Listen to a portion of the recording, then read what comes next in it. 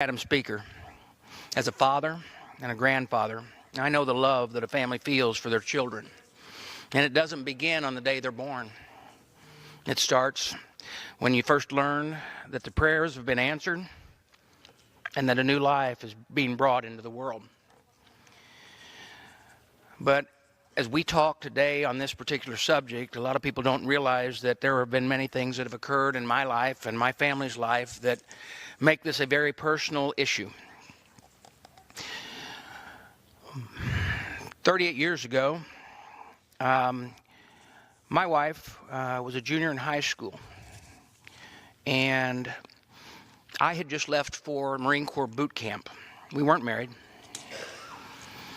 and she discovered that we were going to have our first child.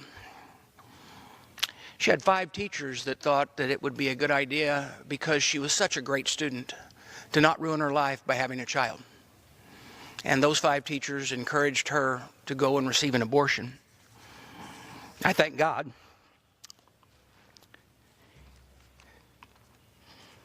that she understood the importance of life, because that child who would have been aborted now serves in the United States Marine Corps and is a major and will probably be a light colonel before long.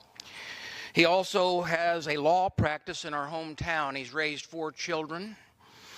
He's an outstanding citizen. He serves on the county board. He's a respected member of society. He's even studying to go into the ministry.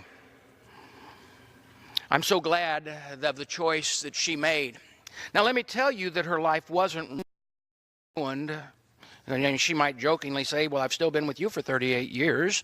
But her life, she went on, and while she used her time we were in 29 Palms, California in the Marine Corps, she actually took credit hours and sent that back to our home high school, where she graduated in the top 10 of her class.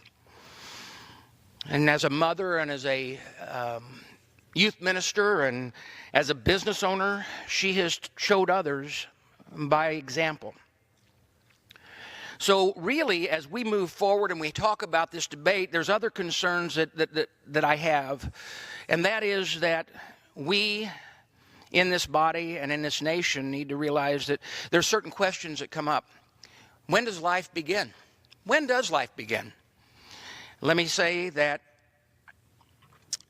fast forward in our lives, our oldest daughter, on July 26th, 2002, discovered that her twins were in trouble in the womb.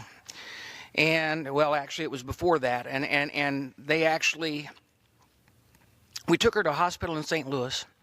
It was just after my son's wedding. And her and her husband, who had an older child at the time, they discovered that these 2 twins had what was known as a joint communication, and they were trying desperately to get those babies from 25 weeks to 26 weeks. But on July 26th, we lost Hallie in the womb, which then drove my daughter Casey into labor, and then we held Eliana for 1 hour and 35 minutes as she passed. Now, we've had legislation that quite often says at that point that abortion should go ahead and occur. Well, I need to let you know that I've seen what a child looks like at 24 and 25 weeks. And that is not the time that we need to say that that's not a life. Folks, I do believe that life begins at conception. It is my sincere belief that America is only as strong as the willingness to protect the weakest and most vulnerable among us.